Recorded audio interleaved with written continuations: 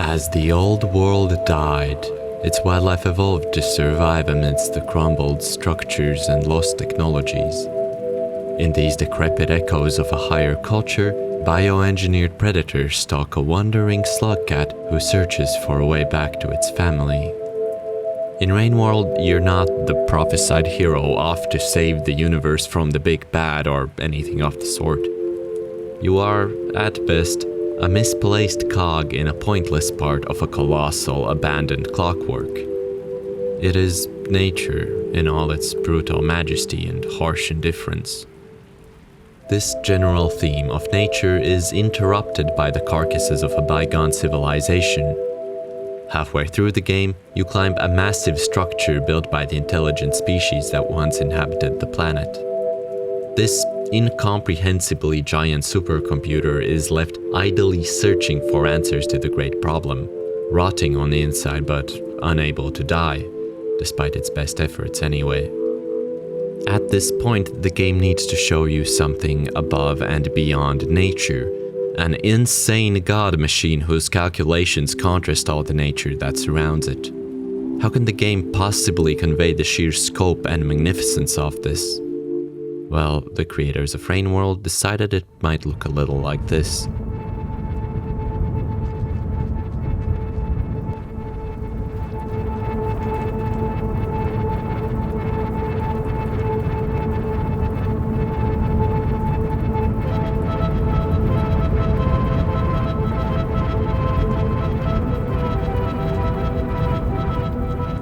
This is undoubtedly one of the most special moments I've experienced in a video game.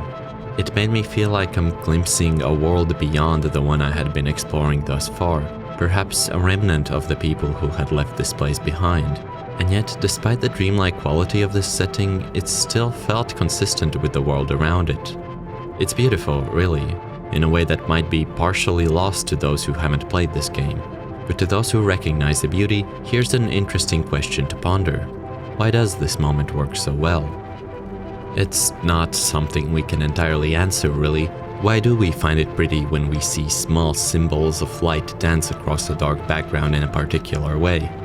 These are matters that artists and philosophers are better suited to discuss, but a game designer might still wish to analyze this moment, both to appreciate it further and to pin down level design methods for creating similarly emotional scenes. And to do that, I invite you to momentarily forget the inherent beauty of these lights and colors, and instead look at the context in which this moment exists. If you compare this to basically any other scene in the game, you might immediately notice one important difference, and it lies in how we think of spaces in video games. Most level design is built to facilitate gameplay. The primary goal is creating gameplay scenarios and conveying information relevant to traversal, survival, and such like. The audiovisual aspects of level design tend to take on a secondary role, establishing a feel but often overlooked by the player. It's interesting to keep that in mind as we dissect any level's composition and separate the gameplay space, which facilitates gameplay, from negative space, which is empty. Gameplay space tends to be the focus, taking up most of the screen, while negative space sets a background for the gameplay. The game experiments with this, sometimes getting rid of all negative space to create a labyrinthine feel, and sometimes using an overabundance of negative space to create a sense of isolation or scale. This particular scene is interesting in that it doesn't have this distinction. The space is technically fully traversable, but there is no gameplay space. From a purely mechanical sense, this room is mostly empty. Traversal is not in any way challenging and doesn't create any exciting gameplay scenarios. The room does not facilitate gameplay. This is very important. It communicates to the player how this room needs to be perceived. While most people will only notice this subconsciously, this emptiness is telling the player that this area is not meant to be played, it's meant to be experienced. For a moment, gameplay takes on a secondary role, and the player focuses entirely on the emotions of the moment. This might seem rather obvious, and you've definitely seen many other games use this idea in their level designs, but it's nonetheless interesting to fully unpack the importance of this room's composition. It is, however, not the only thing reinforcing the excellence of this moment. To truly appreciate it, we need to look at a broader context and analyze how this room contrasts the ones that came before it. This room is the General Systems Bus, a sub-area of the supercomputer known as 5 Pebbles. There are multiple routes you can take to get here, but what we're most interested in is the final few rooms leading up to the General Systems Bus.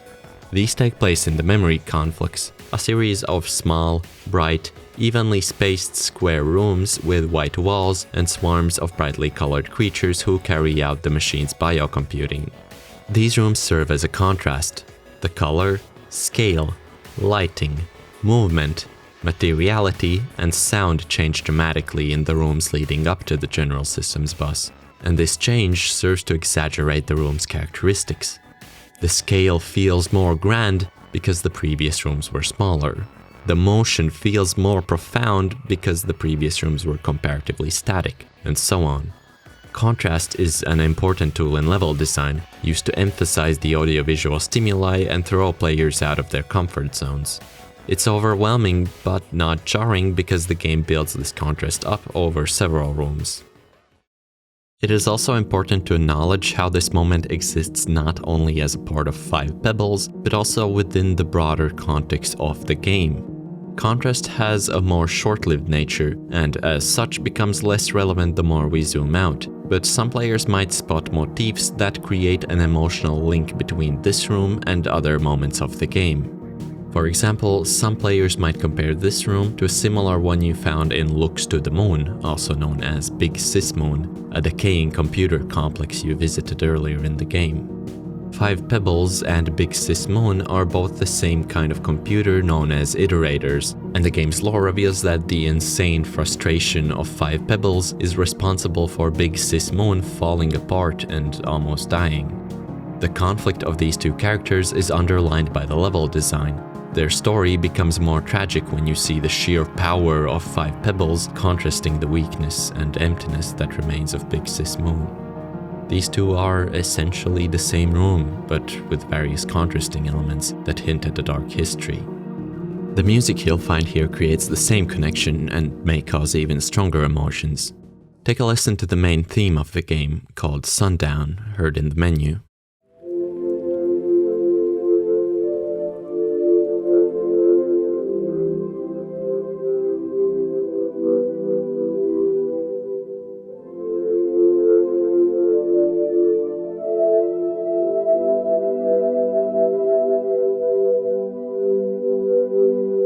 The player grows familiar with this wistful melody and gains an emotional connection with it. It's special to the player on account of being the game's main theme. The same melody appears in the song Moondown, heard when meeting Big Sis Moon, although it sounds as if it's being whispered by a feeble, dying computer.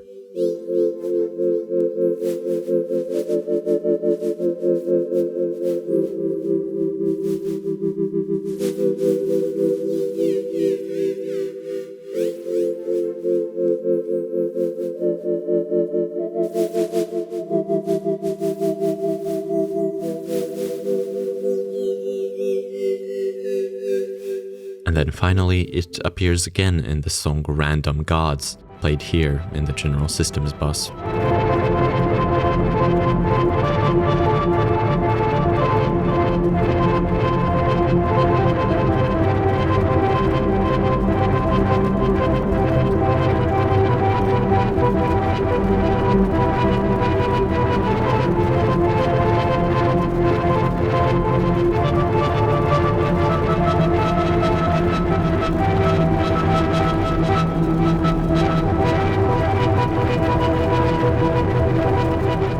The emotional link you have with this melody is combined with the powerful madness of 5 Pebbles. The music perfectly complements the breathtaking visuals of this moment. It's an excellent use of motifs, combined with a sharp contrast and overpowering visuals wrapped in a composition that only further emphasizes the emotional impact of this moment. It all makes up the anatomy of a truly unforgettable moment, which manages to infuse the level design with emotions. Unless you play Rain World, I can't convey how special it feels within the context of the game, but I will end this video by inviting you to at least experience the moment again and look at it in the context of this analysis.